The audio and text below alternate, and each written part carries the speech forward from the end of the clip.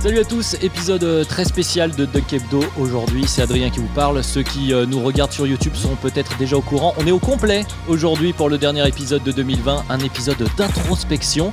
Introspection à base de 5 questions proposées donc par le premier membre que je vais présenter aujourd'hui, le grand spécialiste français des Memphis Grizzlies, c'est Tom. Ça va Tom ?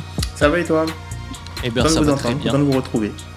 Exactement, pour la dernière de cette année, une sélection de questions donc que tu nous as proposées et qui a été validée par le grand chef Ben. Comment ça va Ben ? Ça va, et mon coiffeur n'est pas à la retraite, mon coiffeur n'est pas en confinement au Pays de Galles, mon coiffeur va très bien, il adore mes cheveux. Merci beaucoup. Alors, on voit la réaction aux fidèles du podcast qui réagissent sur Twitter. Ensuite, on va conclure le trio des vétérans avec la nouvelle star montante du scouting international, avec des articles dans la langue de Shakespeare, dorénavant, monsieur Alan Guillou. Comment ça va, Alan ? Salut les gars, salut à tous. Ouais, j'ai un peu eu le temps chargé, mais j'ai trouvé une petite plage pour venir avec vous. Ah, on t'en remercie. Ensuite, on a le père Castor de la Galaxy NBA FR, à qui ce cher Winston des Chroniques de Motor City a dû faire appel pour notamment compter les exploits de LeBron. C'est évidemment Ilias. Ça va Ilias ? Est-ce que j'ai la tête de quelqu'un qui va bien ? Non, si, ça va, mais en tout cas, je vais beaucoup mieux que les Pistons. C'est au moins ça de prix. Et enfin donc, last but not least, il s'est délecté par avance de certaines questions. On va être honnête, on est très teasé par ce cher Madiane. Ça va Madiane ? Ça va. Alors donc, voilà, on est 6 intervenants, 5 questions. C'est l'introspection 2020 chez Dunk Hebdo.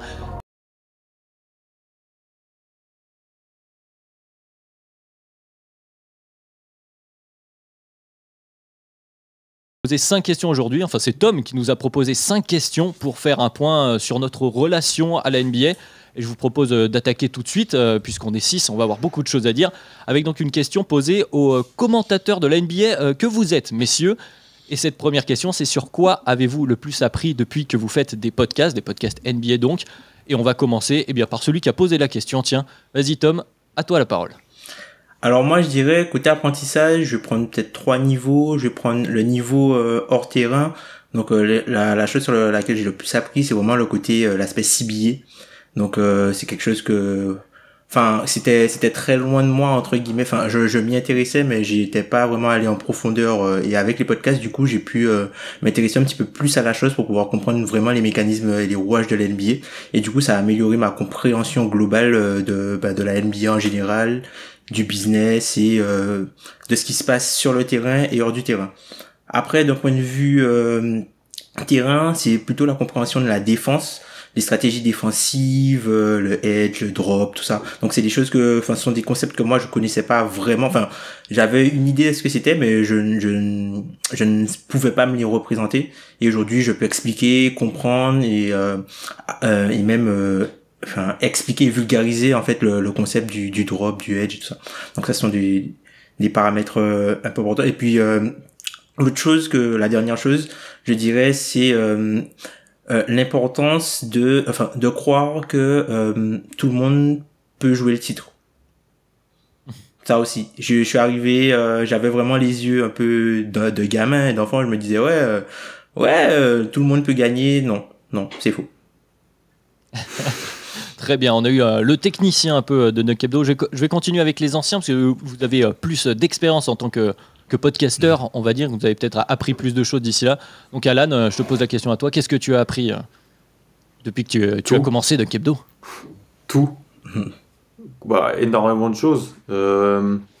Comment regarder des matchs, quoi regarder, qui regarder, et ensuite les rouages de la NBA, ça c'est en parlant avec Tom, Ben et Pierre aussi, maintenant avec vous, comment ça fonctionne, comment qu'on n'est pas sur Touquet, qu'on fait pas des échanges, on fait pas des trades comme on veut, dans le sens où on veut, on balance pas des pics n'importe comment, toute cette chose-là, je l'ai apprise.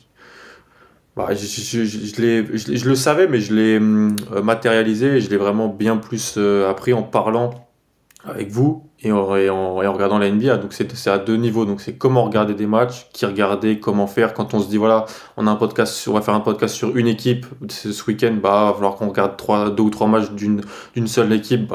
C'est pas pareil que de regarder son équipe de cœur à 1h du matin un soir. Et puis après, voilà, le fonctionnement, les mécanismes de la NBA, tout ce qui est salary cap, j'avais aucune idée de comment ça fonctionnait. Le cap, je connaissais vraiment peu de choses dessus. Maintenant, je peux pas t'en parler, mais je peux parler en soirée de la taxe Apron. Apron. Voilà, mais voilà, donc énormément de choses vraiment. Très bien, très bien. Et du coup, question à celui qui ne sait pas ce que c'est que regarder son équipe de cœur. Ben, qu'est-ce qu'on a appris depuis qu'on fait des podcasts NBA? Les attaques fusent. Alors c'est intéressant parce que vu cette question-là, je pense qu'on n'a pas tous répondu la même chose. Moi, j'ai répondu beaucoup de choses en fait en dehors du basket. Ça m'a appris quoi? Ça m'a appris déjà à être beaucoup plus bref, percutant, incisif, concis. Bref, voilà quoi. Dans les prises de parole, quand j'écoute les premiers épisodes, je vois que parfois il nous faut 6 phrases pour dire une chose. On essaie de travailler pour être un peu plus efficace et prendre une seule phrase par idée, un peu comme dans une rédaction. Puis vis-à-vis du podcast et de la NBA, je pense que ça m'a appris, c'est quand même une attitude que j'avais déjà de base, mais ça s'est accentué, tout questionner. Rien prendre pour acquis et se mettre en difficulté à chaque épisode. Mieux chercher des informations aussi parce que rien que par exemple chercher des stats, ça pouvait être difficile il y a quelques années. Maintenant, on a pris le pli, on sait où chercher, etc. Ce qui peut être une différence vis-à-vis, on va en parler des nouveaux ou des sophomores en l'occurrence, où en fait nous on a des automatismes dès qu'on prépare une émission, on sait où regarder à droite à gauche. Donc je pense que j'ai appris tout ça. Alors il y a plein de choses, mais si je dois résumer de façon extrêmement concise, prise de parole, questionnement et puis mieux chercher les informations et mieux regarder les matchs. Très bien, t'évoquais les sophomores, puisqu'on est, ça y est, c'est notre deuxième saison chez De Keblo, deuxième saison NBA qui débute, donc on peut parler de sophomores. Et je vais me tourner du coup vers toi, Madiane, pour commencer, pourquoi pas. Qu'est-ce que toi, t'as appris depuis, avec cette année passée chez De Keblo? Il y a un aspect qui est intéressant, c'est effectivement regarder très vite beaucoup de matchs d'une même équipe et essayer de tirer une analyse. Cette méthode-là, en fait, au début, c'est un peu difficile. Du coup, tu regardes beaucoup, tu regardes en quantité pour un peu compenser la difficulté que réalise l'exercice. Et c'est vrai qu'au fur et à mesure du temps, on arrive à s'affiner, à avoir besoin de moins de passages du même joueur pour se faire un avis sur lui. Et c'est un truc qui effectivement sur lequel tu progresses tout le long.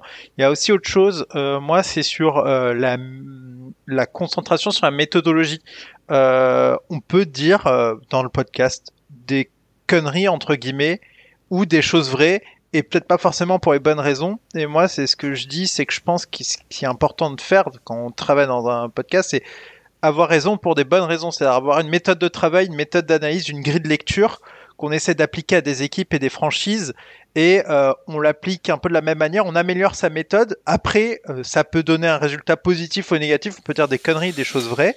Mais ce qui compte, c'est la méthode, parce que de toute façon, dans un podcast sur 1 an, 2 ans, 3 ans, tu vas en dire des conneries, tu vas en dire plein, mais ce qui compte, c'est qu'est-ce qui t'a amené à cette conclusion? Est-ce que tu avais une méthode ou est-ce que tu as dit ça au pif? Si tu avais une méthode, c'est moins grave. Il faut juste améliorer ta méthode pour moins dire de conneries. Intéressant, en effet. Et bien du coup, Ilias, à toi maintenant, tu es l'avant-dernier sophomore, puisqu'après je répondrai à la question également. Alors moi, qu'est-ce que je vais tirer en fait de cette année passée à vos côtés, les gars? C'est que déjà l'exercice du podcast, c'est un exercice particulièrement complexe qui nécessite une certaine préparation, je dirais même une grosse préparation, sachant que les sujets qu'on traite peuvent tomber assez tard et en fonction de l'actu en plein milieu de la semaine.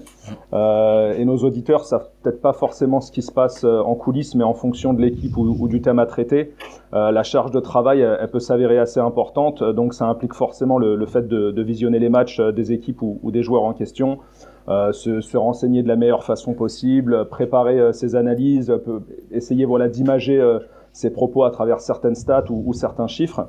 Et après, l'autre chose, je dirais que pendant nos émissions, le plus dur, c'est, je sais pas si ça se dit, entre guillemets, la synthétisation de son analyse. Les auditeurs le savent peut-être pas, mais c'est un point sur lequel on essaye tous de travailler et de se corriger podcast après podcast. Et le temps, il est assez limité dans un podcast. Et du coup, vouloir faire passer un maximum d'idées ou une analyse sur un sujet avec quelques secondes de parole accordées, c'est assez dur en fait. Donc encore plus pour quelqu'un comme moi qui aime, vous le remarquerez, monopoliser la parole. Non pas que voilà j'aime écouter me parler, mais c'est que j'essaye d'être assez pointilleux et j'ai pas pour habitude de laisser passer des détails. Donc voilà, même après une réécoute du podcast que j'ai pu enregistrer le week-end d'avant, j'ai souvent tendance à me dire putain j'ai oublié de mentionner tel stat ou tel contexte qui aurait pu mieux asseoir mon propos ou mon avis. Donc voilà, c'est surtout ces deux points-là que j'ai pu apprendre à vos côtés pendant un an. Moi, je vais rebondir dessus pour répondre moi aussi à la question. Effectivement, c'est un des premiers trucs que j'avais noté, la difficulté de bien articuler un avis qu'on peut se faire. Alors comme tu disais, Madiane, il y a ce taf d'analyse qu'on apprend à regarder un petit peu différemment la NBA, même si on le faisait forcément d'une certaine façon aussi, mais avec notre patte à nous, mais articuler un avis correctement en essayant à la fois d'être concis et de pas oublier, comme tu disais Elias, de ne pas oublier quelque chose. Souvent à la réécoute, on se dit « Ah là, j'aurais pu... rajouter quelque chose, ça c'est pour la partie podcast, donc je te rejoins totalement. Et puis après, plus sur la partie NBA, à force de se pencher sur des sujets un peu plus avec des axes un peu différents, le podcast ça nous oblige à nous positionner différemment de ce qu'on a l'habitude de faire quand on est un simple fan, même si on est un petit peu observateur. Et donc ça a fait évoluer moi personnellement ma vision notamment du travail de GM, des front office en NBA. Tu parlais Alan tout à l'heure on n'est pas sur NBA 2K, c'est un peu ça. On se rend compte qu'il y a beaucoup plus de nuances dans ce boulot-là, mais aussi dans la qualité, l'évaluation de la qualité d'un joueur et d'un effectif qui n'est pas aussi noir ou blanc que ce que parfois on peut penser. Et je vois que Ben, tu lèves la main, donc vas-y, je t'en prie, rebondis. Non, moi j'ai juste une question, et ça s'adresse à nos trois sophomores, parce qu'en fait vous avez été auditeur et vous êtes maintenant dans l'équipe. Donc moi ce qui m'intéresse c'est de voir qu'est-ce qui vous a surpris, et surtout vous parlez de la charge de travail, etc. Je pense que c'est beaucoup plus intéressant de voir avec vous, genre est-ce que vous pensiez par exemple ça se prépare autant. Moi j'insiste toujours sur le fait que en réalité 1 heure de podcast c'est beaucoup d'heures de préparation, quoi. 7 à 8 heures. Vas-y Madiane, je vois que tu veux répondre. Il y a un truc en fait qui au début en fait c'est quelque chose où on a tous pêché en tant que rookie, et il faut l'accepter, c'est que tout ce que tu sais, toute la connaissance que tu as accumulée en préparant quelque chose, tu ne le diras jamais, tu ne le diras sous aucun prétexte, et ça ne marchera jamais si tu dis tout. Et en fait, tu te rends compte que des fois, en repensant à quand tu étais auditeur, en fait, tu te dis « Ah ok, mais en fait, ils en avaient tous beaucoup plus sous la semelle que ce qu'ils disaient, et qu'en fait, ça articule un avis, et qu'on te donne des raisons, mais que ça te donne pas toute la galaxie qui font que tu penses quelque chose. Il y a beaucoup de choses qui font que tu vas penser quelque chose, mais tu ne pourras jamais le dire dans un podcast. Ça peut être très frustrant, mais c'est, je pense, quelque chose qui du coup, quand on passe côté préparation du podcast, on se dit, ah ouais, mais en fait, en tant qu'auditeur, je me rendais pas compte de tout ce qu'il y avait derrière, tout ce qu'il disait. Ouais, c'est ça, je vais rebondir aussi, il y a les discussions. C'est vrai qu'il y a Twitter. Oui, tu veux prolonger la discussion et non pas discuter sur Twitter. Wow. Je suis pas d'accord avec toi. Monsieur est optimiste. Oui, non, mais monsieur est une star de Twitter maintenant, c'est pour ça. Et effectivement, il y a ce côté-là. Puis je rajouterai un truc du côté, vu que petit à petit, vous m'avez laissé généreusement prendre une petite place, un peu de présentation. C'est un exercice assez particulier là-dessus. Et quand on passe de ce côté-là, le fait d'essayer d'équilibrer les prises de parole sans pour autant amener une frustration pour celui qui voudrait justement étayer son propos, être précis. Comme tu disais, Ilias, peut-être que parfois c'est peut-être un peu long, mais t'as pas envie de couper non plus, parce que moi, en tant qu'auditeur, même pendant le podcast, j'ai envie de te laisser aller jusqu'au bout. Et d'un autre côté, essayer de faire en sorte que ça reste à peu près dans les temps, qu'on suive ce qu'on s'était dit, puisqu'en amont, il faut le savoir, on prépare nos podcasts pour savoir de quoi on va parler, que chacun puisse émettre son avis. Voilà, c'est un aspect aussi un peu technique, mais qui est hyper intéressant, en tout cas moi, tout au long de l'année, et qu'on continue de progresser au fur et à mesure, puisque ça fait qu'1 an, nous, qu'on est là. Je sais pas si tu veux rajouter quelque chose, Ilias. Non, on devrait faire en fait comme les membres du Wu-Tang, c'est-à-dire sortir des podcasts solo.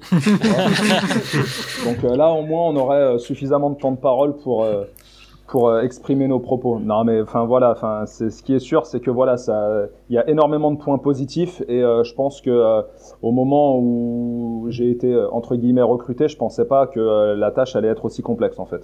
Mine de rien, c'est du travail, et voilà, les auditeurs le savent pas forcément, mais tout ça, c'est quelque chose qui se prépare largement en amont, et quand on arrive voilà le dimanche pour enregistrer, généralement faut être prêt et bien informé. Est-ce que les réponses vous satisfont, cher Ben? J'avais pas je note pas. Non mais oui, non mais si, c'est vrai. Je pense que on s'en rend pas compte. Moi, j'ai toujours l'habitude de dire, enfin, je le disais plus avant, j'estime que les gens nous offrent de leur temps.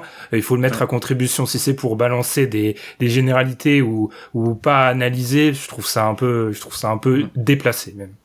Voilà. Et surtout sans oublier de bien vulgariser, puisque c'est très très important la vulgarisation, surtout dans certains épisodes où on va plutôt toucher sur des choses techniques, puisqu'on touche vraiment. Enfin, aujourd'hui, l'auditeur de podcast NBA, je pense, il va de la personne qui regarde un match comme ça, qui suit une équipe, à la personne qui est vraiment très pointue, et du coup le niveau et le degré de demande. Voilà, enfin c'est ça, le niveau, en fait, le niveau de chacun est différent. Il faut pouvoir s'adapter à chacun et être le plus compréhensible possible quand on va expliquer des choses qui pour nous semblent simples mais qui ne le sont pas pour tout le monde. Et d'ailleurs, ça soulève un point intéressant aussi, tu m'y fais penser, je rebondis dessus, mais sur le choix éditorial, c'est un grand mot, mais quand même, il s'y prête, du podcast, et c'est une réflexion qui est permanente, notamment chez toi, Ben, parce que tu chapeautes un peu tout, mais c'est une discussion qu'on a entre nous sur justement ce que tu disais, Tom, où il faut plus ou moins vulgariser. Quelle est notre place, justement, en tant que podcast NBA en France, et à qui on s'adresse, et à quoi on doit faire plus ou moins attention. Et d'ailleurs, comme disait Alan, n'hésitez pas à échanger sur Twitter avec nous, parce qu'on prend les retours, positifs comme négatifs, ça nous permet un peu d'affiner justement ce qu'on est capable d'offrir. Oui, Elias, je t'en prie. Alors, moi, je rebondis rapidement sur ce que disait Tom.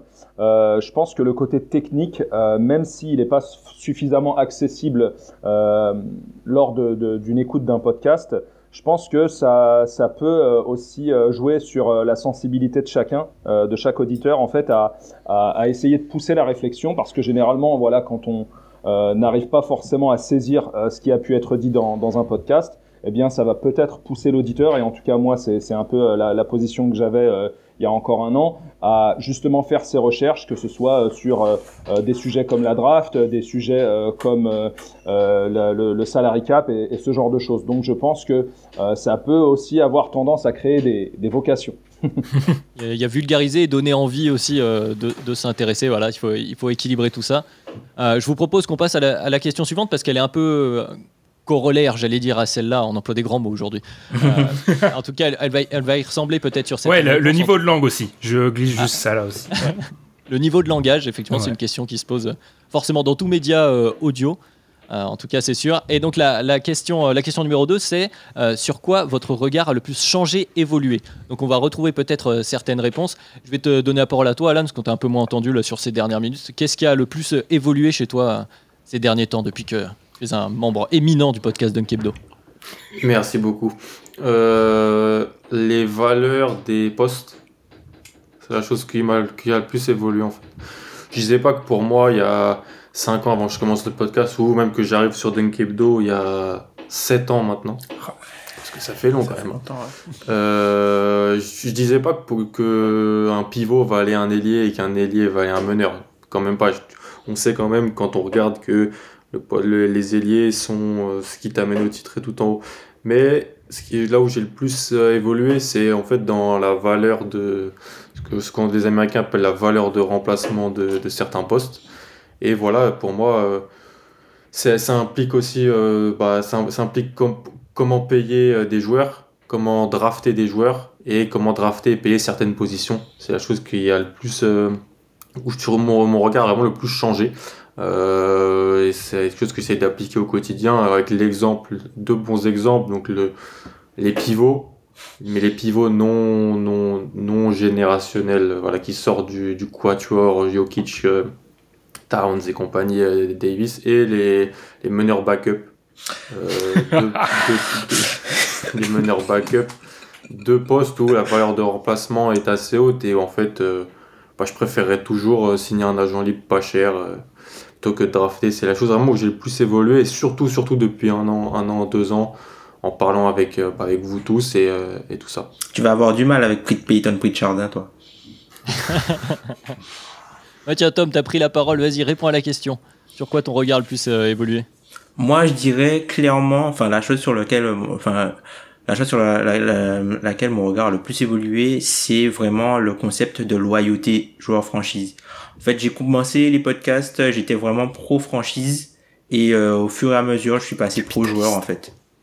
je suis passé pro-joueur, et le concept de loyauté, en fait, au début, je pensais vraiment, faut que le joueur soit loyal à la franchise, l'amour du maillot. Non, chacun est loyal à ce qui lui plaît, quoi. Donc du coup, je vais pas reprocher à un joueur de privilégier l'argent, et je vais pas le juger pour ça, quoi, puisque la franchise, ce sera la première équipe à vouloir transférer le joueur pour récupérer un joueur meilleur, tu vois. Moi j'aime bien, tu vois, par exemple, quelque chose que j'ai pu voir récemment par rapport à James Harden, les gens qui adoubent le comportement de Damian Lillard, qui veut rester sans jamais mentionner le fait qu'il est chèrement payé pour rester, et qui veulent transférer CJ McCollum pour James Harden, alors que McCollum, si tu regardes, il suit le même principe que Lillard, où tout le temps il dit qu'il veut rester à Portland, il veut pas bouger. Et en fait, c'est là, tu vois, l'espèce de dualité, en fait, dans le concept de loyauté. En fait, les fans sont loyaux envers juste la franchise, peu importe les joueurs. Et les joueurs, ils sont loyaux envers ce qui leur fait envie, quoi. Et tu peux pas reprocher un joueur, par exemple, tu peux pas dire à un joueur ouais, si t'aimes tant la franchise que ça, prends moins d'argent. Mais où tu vois ça? Enfin, tu vois, ça c'est des choses c'est une réflexion que moi j'aurais peut-être pu avoir au tout début, et maintenant j'ai pas le même regard, j'ai pas le même regard du tout. C'est la chose sur laquelle j'ai vraiment le plus évolué. Bah, je vais m'immiscer à ce moment-là, parce que j'avais noté exactement la même chose, et le rapport de pouvoir aussi qui existe entre les équipes et les joueurs, le rapport de force, on l'avait un peu évoqué dans le podcast sur les petits et les gros marchés qu'on avait fait cette année. Et moi, de la même façon que toi, Tom, j'étais plus équipe, je suis passé de plus en plus joueur, puis je suis revenu un petit peu dans la nuance, parce que je pense qu'on en a parlé de toute façon dans ce podcast, je vous invite bien sûr à l'écouter, qu'on est peut-être passé dans un extrême sur certains joueurs qui essayent de faire valoir leur droit à choisir alors qu'ils ont signé un contrat. Après voilà, c'est tout un écosystème l'NBA, mais effectivement c'est un sujet sur lequel moi mon regard fluctue beaucoup ces dernières années, donc j'aurai également le même. Ensuite, je vais poser la question. Tiens, à côté de Tom, sur mon écran, c'est Madiane. Madiane, ton regard. Il y a un truc qui est important et que j'avais du mal à saisir. Enfin, c'est-à-dire que si je prends tous les GM et que je les fais remplacer par des agences artificielles et qui doivent essayer d'optimiser les décisions, ce qu'on aura, ce sera une NBA binaire avec des équipes qui joueront le titre, tout le reste qui tankera. Parce que si le but, si le but c'est de gagner un titre, soit tu tankes, soit tu joues le titre. Tu fais rien entre. Et en fait, je me suis rendu compte très vite que en fait, il y a des éléments, il y a des contraintes économiques. Je dois remplir ma salle. Il y a des contraintes. J'ai mon proprio. Il veut avoir sa star. Il veut être en playoff. Il veut sa star. Il y a aussi des contraintes sur. Est-ce que par exemple, je joue le titre? Ok, c'est cool. Mais je suis GM de Houston, j'ai un proprio qui veut pas payer la luxure et taxes. Comment je compose avec ça? Et en fait, il y a pas mal de choses qui font que ça n'existe pas. Donc il y a des décisions que tu peux pas forcément comprendre en te disant NBA binaire. Mais qu'est-ce qu'ils foutent à vouloir aller en playoff? Non, ils auraient dû tanker. Orlando qui a végété à la limite des playoffs pendant 3-4 saisons, qui y est maintenant. Est-ce qu'ils vont vraiment aller vers un titre? Non, mais est-ce que ce qu'ils font est forcément mauvais? Pas foncièrement. C'est surtout. Est-ce que c'est mal? Surtout ce qu'ils ont vécu juste après le départ de Ward, tu vois. Peut-être qu'ils s'accrochent à ça parce qu'ils ont connu le vide. Ça s'explique toujours, comme pour Détroit. Ça s'explique. Détroit, et je suis étonné qu'ils tankent maintenant au vu des contraintes économiques qu'ils ont avec leur salle. Mais parce que ça a évolué, je pense. Il y a une évolution un peu du paradigme où ça va de plus en plus vers on tank, on joue le titre, je trouve. On nous sortait avant l'argument la Madeleine de Proust, il y a des équipes qui tankent pas. On a vu Détroit tanker, on a vu Atlanta tanker, les équipes qui soi-disant étaient immunisées le font. Dallas, enfin bref. Très bien, vas-y Ben, t'as pris la parole, je t'en prie. Je suis allé la parole à la défense côté Détroit. Je suis allé un peu autre part, moi. Alors, je dirais pas que c'est depuis le podcast, mais c'est dans la temporalité, c'est un peu après, mais moi c'est Twitter en fait. Ce qui a le plus changé en l'instant T. Je parle aujourd'hui par rapport à peut-être Benjamin d'il y a... j'adore parler de moi à la troisième personne. D'il y a 1 an et demi. C'est ça. En fait, je me suis rendu compte dans mon expatriation au pays de BTS que, en fait, Twitter NBA, c'est pas la vie, tu vois. Et qu'en fait, Clairement. je vais limite nous harakiri. C'est incroyable qu'on ait une question dans cette trame qui mentionne NBA Twitter comme un fait acquis. En gros, tout fan NBA serait censé, il connaîtrait à peu près ce qui se passe sur Twitter NBA Twitter, et en particulier dans l'atmosphère française, dans la stratosphère française. En réalité, ça c'est faux. Enfin, je trouve que on prend beaucoup trop quand on est un vrai aficionados de NBA. On a l'impression que ce qui se passe sur Twitter, tout le monde est au fait des dernières rumeurs, tout le monde est au fait de ce débat-là, je sais pas. Il y a quoi comme débat? À un moment pendant les playoffs, on avait eu un Booker Mitchell incessant. Non, enfin, tout le monde n'est peut-être pas au fait de ce débat-là. Donc ça a évolué. Je trouve qu'en fait, c'est juste prendre du recul et se dire, on n'a pas tous le même traitement et le même rapport à l'info. C'est pour ça, moi, ça m'énerve quand je vois, par exemple, des jugements de valeur. Ah, il suit la NBA sur Instagram. Oui, mais ça se trouve, il analyse mieux peut-être le jeu que toi. Enfin, bref, il y a ça où le rapport aux médias et la façon de consommer la NBA, Twitter, c'est pas la vie. C'est pas la NBA. Très bien, c'était un début de hot take de Ben. On en aura d'autres, je pense. Ilias, t'es le dernier à répondre à cette question. Sur quoi ton regard a le plus évolué, notamment cette année, du coup? Je dirais que mon regard, il a surtout changé sur ma manière de regarder, d'analyser le jeu et de suivre la NBA au quotidien. Disons que ça a été plutôt positif car ça a tendance à te faire gagner en objectivité. Quand t'as pas d'auditoire ou que t'es pas engagé sur un podcast, tu t'en fous complètement d'être subjectif ou crédible. Les avis, tu les balances, ils t'appartiennent et si t'es amené à les partager avec des potes, c'est pas très grave. Même si c'est une connerie, vous êtes d'accord, tant mieux. Et si vous n'êtes pas d'accord, tu l'insultes, il t'insulte. Et ça finit au kebab ou sur la console. Et c'est réglé. Je sais que certains se reconnaîtront dans ce que je dis. L'autre chose, c'est que tu as tendance aussi à te mettre... à mettre un peu la passion de côté. Forcément, parce que ça rend l'équipe... que tu supportes et que tu suis au quotidien encore plus claqué. Je parle pour moi. Pour ceux qui auraient pas capté, je parle des Pistons. Oui, enfin, je trouve, sachant que qu'aujourd'hui, maintenant, je regarde beaucoup plus de matchs, beaucoup plus d'équipes. Maintenant, j'ai donc plus d'éléments de comparaison. Et donc, par exemple, quand je regarde les Knicks et les Cavs actuellement, ça me fait dire que Détroit est encore plus moribond. Donc disons que c'est plutôt une espèce de vision globale et générale de la chose. Hein. Donc merci Dunk Hebdo. Ça me fait détester encore plus mon équipe. Et l'autre chose, par contre, là, vraiment purement concernant le jeu et la manière peut-être de construire son effectif, je pense que j'ai mis énormément de bémol à l'importance du fit, en fait.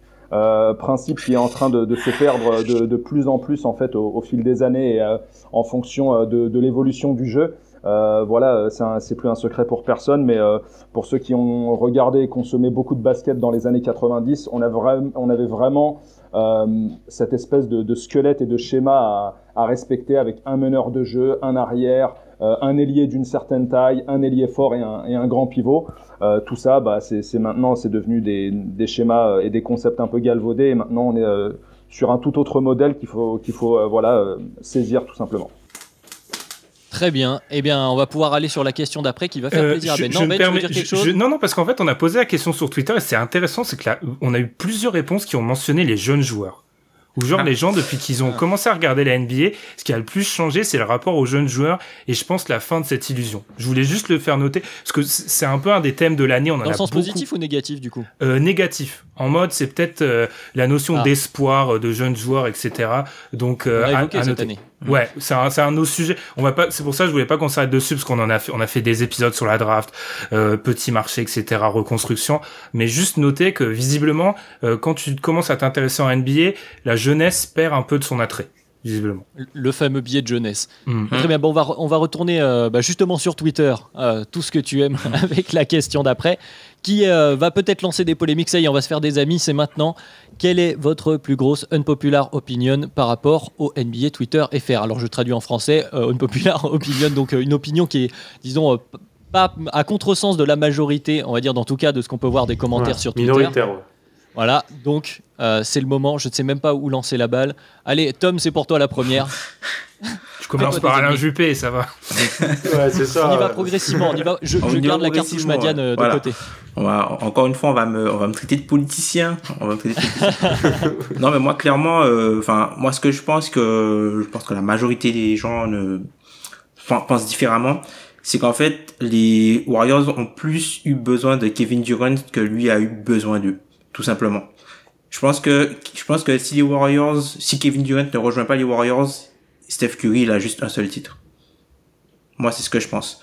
Je pense vraiment qu'ils battent pas, les Cavs de 2017 qui sont bien meilleurs que les Cavs de 2016 qui gagnent le titre. Et je pense que les Rockets de 2018 sont très très très forts. Ils sont avec Harrison Barnes au max et Andrew Bogut à la place de Kevin Durant sur un 1+1 et David West au minimum vétéran. Tu bats pas ces équipes-là. Ah, c'est pas si mal, hein. T'as été médisant, Ben, sur le côté du P. Elle peut faire réagir. Celle-là, je connais 2-3 fans des Warriors qui seront pas forcément d'accord, mais c'est le jeu, donc très bien. Allez, balle à Alan maintenant. Dis-nous, Alan, fais-toi des amis. Moi, c'est que c'est une chose que je pense et je trouve que l'inverse est souvent plutôt mentionné sur Twitter, donc je sais pas. C'est que pour moi, Kevin Garnett est 2 étages au-dessus de Dirk Nowitzki. Aïe. On va pas se faire des amis en France, mais je pense qu'on est plusieurs à le penser ici en plus. Hein. All time et qui regarde dans les yeux Tim Duncan. Il regarde dans les yeux Tim Duncan. On va pas se faire des amis en France. Wow. Pareil, mais donc c'est ce qu'on passe. opinion, Tom. Mais moi je pense comme toi. Mais... Moi je pense que Kevin Garnett est meilleur que Dirk Nowitzki. Après c'est peut-être que c'est ça. Après en termes de carrière, peut-être que la carrière de Nowitzki est plus belle, mais je pense qu'à son pic, Kevin Garnett est un meilleur joueur que Dirk Nowitzki. Moi c'est pas trop tenir là. Non, mais en fait, ce qui est difficile sur cette question. J'ai même pas d'argument à dire. Non, mais en fait, le problème, c'est que il n'y a pas d'argument, et justement, c'est ce que je vais dire, c'est que je pense que Ah si, j'en ai préparé si tu veux. Non, mais au-delà de ça, au-delà de ces arguments, je pense qu'en fait, on ne compare pas tout à fait la même chose. On compare un poste, mais en fait, c'est pas exactement la même chose. Et ce que t'apportent les deux joueurs et leurs points forts, leurs points faibles, ils sont pas égaux. Et à partir de là, en fait, c'est très difficile à évaluer, et du coup, que tu me dises A ou que tu me dises B, bah si je te dis tu trouveras toujours un moyen de le défendre. Si je te dis B, t'as un mec qui joue pas en défense, mais bon, ça c'est pas grave. Non mais je suis d'accord, et il y a peut-être quelqu'un qui te dira mais le shoot de Dirk Nowitzki, ça m'apporte beaucoup plus sur le terrain pour X raison. Enfin, en gros, selon le point de vue, selon quelles sont les choses que tu mets dans la balance que tu valorises le plus, tu vas avoir une opinion A, une opinion B. Mais est-ce que A a raison, B a tort? Ça dépend beaucoup de ta pondération. A raison. Ça dépend beaucoup de toi, ta pondération. Alan, il parle même pas sur son Je peux même pas parler. Bah, vas-y Alan, excuse-moi. Bah, t'inquiète, mais KG, c'est un des 5 joueurs à avoir remporté le titre de meilleur défenseur et le titre de MVP. Pas la même année, mais ils sont 5 dans l'histoire à avoir eu les deux. Donc c'est une force révolutionnaire des deux côtés du terrain, Kevin Garnett. On lui reproche une chose en fait, qu'on reproche pas à Dallas, c'est qu'il y a cette espèce de romantisme à la française de Dirk qui gagne avec Dallas en 2011. KG, il a un titre aussi avec Boston en 2008, qui est un titre difficile aussi. Il y a des grosses équipes qu'il a dû éliminer. C'est une dynastie, les Celtics, c'est qu'un titre, mais c'est une dynastie quand même 2008-2012, et ça fait pas mal de choses. Et en fait, voilà, le seul reproche, c'est qu'il n'a pas gagné avec Minnesota. Je pense que gagner avec Dallas et San Antonio, c'est un peu plus simple que gagner avec Minnesota quand on voit la gestion de la franchise. Après, voilà, pour moi, c'est... je pense que peut-être aussi parce que les Mavs sont beaucoup plus... Les fans des Mavs sont peut-être beaucoup plus nombreux sur Twitter que les fans de Minnesota, peut-être. Mais non, mais je le sais, mais j'assume, et je l'ai déjà dit en plus sur Twitter, que pour moi Kevin Garnett c'est même pas comparable avec Dirk Nowitzki, parce que il a révolutionné le poste à son arrivée. C'était un mec qui était capable de tourner en 25-10-6 au milieu des années 2000 en jouant à l'intérieur, en défendant toutes les positions. Enfin, pour moi c'est pas trop comparable. pense qu'on a la preuve que ton opinion est clivante, puisque t'as même pas placé un mot au début que c'était déjà parti de tous les côtés. Mais je pense aussi ce qui joue un peu contre KG, tu parlais de la Côte d'Amour, le romantisme sur Dallas, mais il y a aussi les déclats post-carrière de KG qui sont pas toujours hyper fines, pour rester poli, et je pense que ça lui crée des ennemis qui du coup vont regarder avec ce prisme-là sa carrière et vouloir le descendre de la même manière pour Paul Pierce d'ailleurs. Sur ce côté-là, ils se sont pas fait que des amis, cette dynastie des Celtics, donc ça joue forcément. Mais on peut pas conclure ce débat-là. Et puis tiens, Ilias, c'est à toi, t'as pas trop entendu depuis un petit moment. Vas-y, c'est à ton tour de te faire des copains. Bah déjà, je vais m'embrouiller avec Tom parce que tout à l'heure, quand il a donné son avis, il m'a un petit peu soufflé justement mon opinion impopulaire. Justement, en fait, ce que je trouve le plus surcoté et qui a tendance à énormément revenir sur Twitter pour gonfler tel ou tel joueur, on l'a vu d'ailleurs récemment avec Giannis qui signe son extension max, c'est le principe de fidélité. Il y a rien de plus surcoté, je trouve, en basket. C'est déjà quelque chose de fortement surcoté en foot, mais alors en basket, je vous raconte pas. La fidélité d'un joueur, déjà, elle dépend avant tout du contexte dans lequel il atterrit, notamment au moment de sa draft, et après également aussi en fonction des contrats qui lui sont proposés. Et tout ça, ça a aussi un peu tendance à favoriser une legacy. Aujourd'hui, on a tendance à entendre que Kobe a été fidèle aux Lakers pendant toute sa carrière, ce qui est faux. Pour ceux. Il a failli signer chez nous. Voilà, en tout cas signé, je sais pas, mais en tout cas, il a failli être transféré chez vous, tout à fait. Oui. Pour être tout à fait précis, hein, on en revient à ce que je disais tout à l'heure.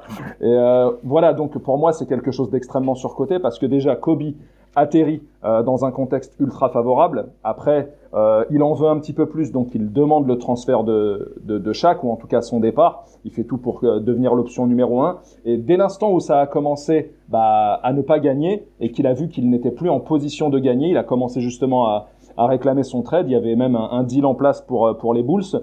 Et c'est là que justement son front office s'est activé pour pouvoir lui ramener Pau Gasol en échange de Kwame Brown. Bien ouais. Bien ouais. Et donc voilà, enfin tout ça pour dire que effectivement il a porté le maillot des Lakers pendant toute sa carrière. D'autres ont aussi porté qu'un seul maillot, mais je pense que tout ça va dépendre beaucoup du contexte dans lequel tu es. C'est beaucoup plus facile de faire toute ta carrière aux Lakers ou dans un gros marché. Là, on peut en revenir un peu à l'épisode qu'on avait fait concernant les petits et gros marchés. Mais par exemple, des joueurs comme Bird ou Magic. Enfin, imaginez-vous où est-ce qu'ils sont draftés avec leur position de draft. Ils atterrissent dans les 2 meilleures franchises. Ça n'a pas de sens. Voilà, ils atterrissent dans les 2 meilleures franchises de l'époque et qui sont d'ores et déjà les 2 franchises les plus mythiques de la NBA. Donc c'est beaucoup plus facile d'être fidèle, sachant que de toute façon, l'argent, tu l'auras. Et après, pour ce qui est de cas comme Giannis, je sais pas, il y a aussi, si aujourd'hui l'extension max a été mise en place, c'est justement pour permettre à des marchés comme celui de Milwaukee ou de OKC à l'époque, pour l'extension de Westbrook, de pouvoir proposer ce type de contrat pour pouvoir justement mettre le grappin sur ta star et ne pas la pousser à aller signer ailleurs. Donc voilà. Donc le Supermax, le Supermax. Toujours cette histoire de conjoncture qu'on avait évoquée dans les gros marchés, parce que je pensais à Tim Duncan quand tu évoquais tout ça, qu'effectivement à San Antonio c'est pas une grande franchise, mais il y a aussi beaucoup de choses qui se sont alignées pour que la fidélité soit respectée des deux côtés. Même Tim Duncan, c'est un contre-blanc exemple, il a failli former un trio avec T-Mac et Grant Hill au Magic. Ça aurait été quelque chose là. Enfin, on n'est pas dans les what if, on est sur cette opinion. Donc vous êtes 2, effectivement, donc vous allez pouvoir vous faire des ennemis communs.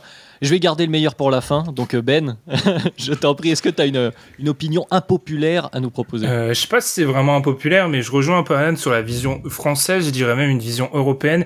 Moi, c'est la figure du coach en fait. J'en ai vraiment ras-le-bol. Le coach, ça me gave vraiment, moi. C'est-à-dire, c'est vraiment la figure du coach, je trouve qu'elle est, d'un point de vue NBA, est totalement mal jugée. Je trouve que dans certains cas, j'irais même jusqu'à dire qu'on surestime grandement leur importance, en fait. Parce que pour moi, c'est clairement, quand on parle du coach, on a une approche européenne, système, etc., etc. Alors que je reste persuadé qu'il y a des choses qui s'appliquent pas en NBA. Pierre, qu'on salue, il avait l'habitude de parler de fondamentaux de jeu ou de philosophie. Je pense que c'est beaucoup plus applicable qu'un système. Bon, toi tu vas là, toi tu vas là, toi tu vas là. Ça, j'y crois pas vraiment. Et puis, statistiquement, je posterai ça sur Twitter. J'ai même lu pas mal d'articles qui travaillaient la data, etc. on se rend compte qu'en réalité, un coach, même pour l'élite des coachs, ils ont moins d'influence que les superstars NBA. C'est-à-dire que un coach qui a 5 ans sur le même banc, il apporte en réalité 2 victoires de plus en moyenne par saison. Le win share pour les coachs, c'est-à-dire le nombre de victoires apportées. À titre de comparaison, les meilleurs joueurs de la NBA, dans cette stat-là, ils sont au-dessus de 10. Vous voyez, les rapports, il est complètement incroyable. Pour même les superstars du coaching, un Phil Jackson, ça a été estimé à 8, un Greg Popovich à 4. Alors certes, c'est énorme, mais pour moi, en fait, cette idée du coach, elle est totalement surévaluée. Cette idée aussi du coach où je trouve qu'on a toujours un a priori négatif vis-à-vis des anciens joueurs. C'est-à-dire qu'il y a quand même un arrière-plan très très dérangeant qui sous-entend que c'est parfois des demeurés. Enfin, j'ai vraiment du mal avec ça. Où dès que c'est un ancien joueur, on questionne pourquoi il arrive là. Enfin, moi, je questionne pourquoi certains assistants arrivent là. On a vu des accidents industriels. Brian Shaw, on te salue. Enfin bref. Je comprends pas en fait. Le coach, on est dans une obsession où il faudrait que ça soit un petit assistant, voilà, qui monte, etc. Alors qu'on oublie que être coach, par exemple cette année, je sais pas, du Thunder, des Pacers et des Clippers, c'est pas la même chose. Enfin, il y a pas les mêmes attentes. Donc moi, c'est cette figure du coach que j'en peux plus. Et je finirai par ce qui me saoule le plus vis-à-vis des coachs, c'est qu'en fait, on leur donne une importance exagérée, je trouve, dans certains cas. Par contre, les jugements, ils sont totalement arrêtés. C'est-à-dire que Tyronn Lue, ça a été décidé, c'est une buse. Enfin, on a décidé, quoi qu'il fasse, ça sera un tocard. Par contre... Ça, on en parlera dans la question d'après, parce que j'ai quelque chose à ce sujet.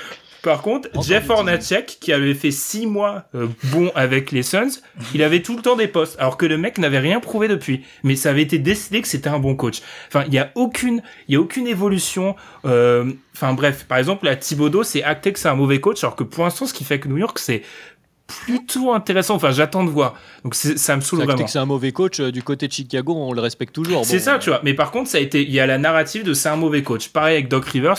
C'est devenu un mauvais coach. Ouais. Doc Rivers, il gagne à 2 endroits. Enfin, il gagne pas. Il construit des grosses équipes à 2 endroits différents. Enfin, bref. Moi, c'est les coachs qui Disons que la lecture sur les coachs, elle est trop différenciée de celle des joueurs, où on excuse le contexte pour plein de joueurs, on en parle très peu pour les coachs, et où ça peut fluctuer. Et après, là où je nuancerais aussi un peu, moi, par rapport à toi, c'est que tu dis, bon, l'importance d'un coach, elle est peut-être pas si grande en termes de plafond, si on va prendre les win shares, mais je trouve qu'en termes de plancher, ça change. C'est le jour et la nuit. Nous, on est en train de le voir. Non, mais toi, t'as eu Jim Boylan. C'est pour moi, on se base sur des mecs qui sont. Ouais, si t'as. Il y a des mecs qui vont tuer une franchise, mais en réalité, il y en a quoi ? Il y en a 2 dans la NBA. Earl Watson, ouais.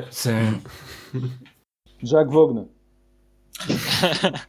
C'est pas si mauvais ce qu'il a fait au Nets. Pas celui de la bulle, hein. Pas celui de la bulle. Après, pour revenir rapidement sur ce que disait Ben, je pense que c'est quand même du cas par cas. Ça concerne pas tous les anciens joueurs. Il suffit de voir un peu la cote dont peut bénéficier Steve Kerr. Et par exemple, moi je trouve que son travail, il est pas forcément souvent mis en lumière, alors que beaucoup ont tendance à dire qu'il a surfé sur le travail de Mark Jackson, ce qui est totalement faux. Mark Jackson, d'ailleurs, qui depuis n'a pas retrouvé de poste. Donc moi, je sais pas si ça s'applique forcément à tous les joueurs. T'as par exemple quelqu'un comme Doc Rivers. Voilà, il a connu certaines déconvenues ces dernières années, mais il a été champion avec Boston, et beaucoup oublient encore le début des années 2000 quand il coachait Orlando et qu'il a été coach de l'année. Donc je pense que c'est une question de cycle, c'est une question de contexte, de joueurs que tu as sous la main. Et après, il y a forcément les résultats et les playoffs qui sont un peu là pour, on va dire, te mettre en valeur ou non. Donc c'est toujours assez compliqué. C'est bon, c'est une belle conclusion sur ce sujet-là, puisque je sens que Madiane, t'es chaud, mais je vais encore te laisser un petit peu de côté, là, parce que moi, je vais dire quelque chose, et puis toi, tu pourras y aller ensuite. Moi aussi, je n'ai pas trop de grosses opinions impopulaires, en tout cas, je pense pas, si ce n'est que je vais pas me faire pote avec ce cher Pierre que tu mentionnais, Ben, parce que effectivement je fais partie, mais c'est des joueurs très clivants, les Harden et Westbrook notamment, pour citer eux, puisqu'on se souvient de ce fameux podcast sur le top de la décennie. Vous aviez adoré ma place d'Harden. Voilà, je suis pas très fan de ces joueurs-là, et je trouve que même Westbrook, je vais y aller, je vais le dire comme dans la conversation, parce que tout le monde l'attend. Je trouve même que Westbrook en 2020-2021 n'est plus un joueur positif en tant que franchise player option numéro 1. C'est-à-dire que par rapport à son niveau actuel, il demande trop de choses, trop d'adaptation à ton équipe. Tu dois trop t'adapter à son jeu, à lui, pour un apport que j'estime personnellement plus suffisant. Mais je pense que je suis pas tout seul, parce que c'est quand même un joueur qui qui clive, on va dire. Et puis, si je devais en rajouter une, juste comme ça pour la balancer, Zach LaVine est un meilleur joueur que Bradley Beal. Je t'en prie, Yann, c'est à toi.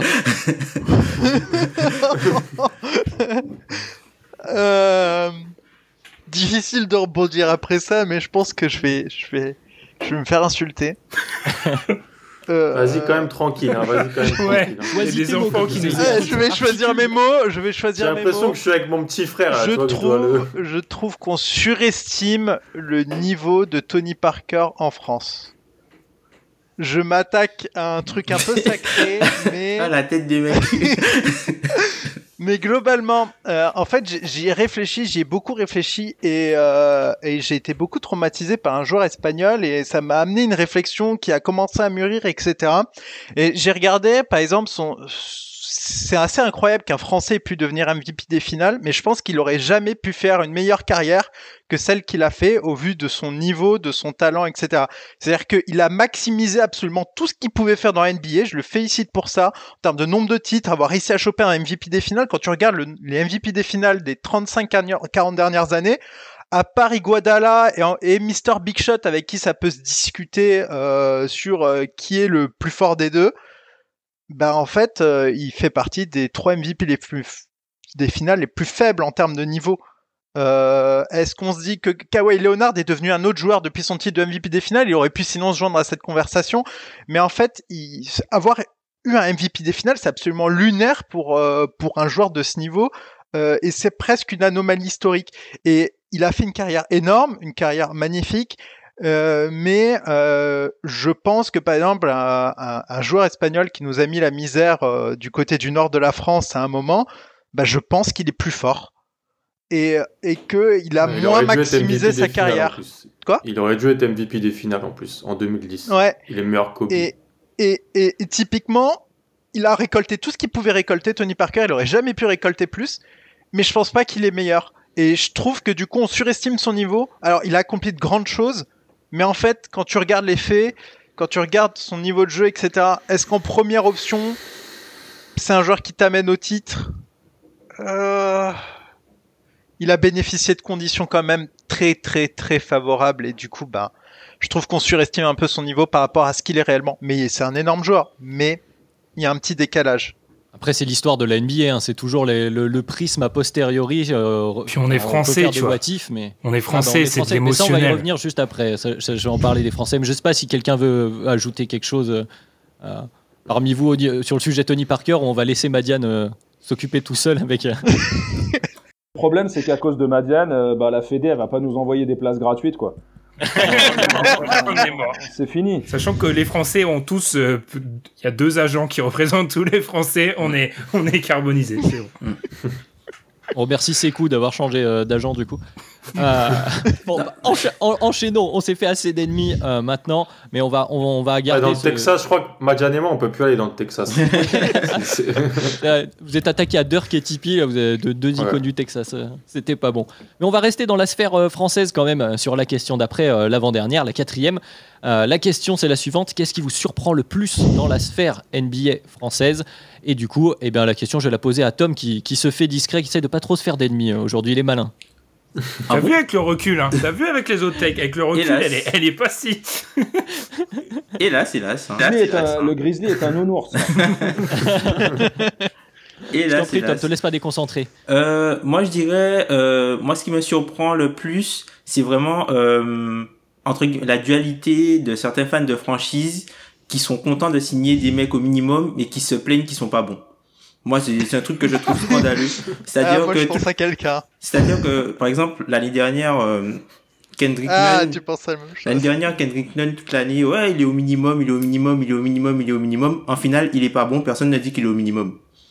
Tu vois, tu peux pas être content de faire des bonnes signatures et oublier que ce sont pas les contrats qui sont sur le terrain et que ce sont des joueurs. Et après, quand les joueurs qui sont au minimum ne sont pas bons, puisque généralement les joueurs au minimum, faut pas se leurrer, sont des 10e voire 9e joueurs de rotation. À partir du moment où ils sont pas bons, tu oublies le contrat du joueur et tu dis juste que le joueur n'est pas bon.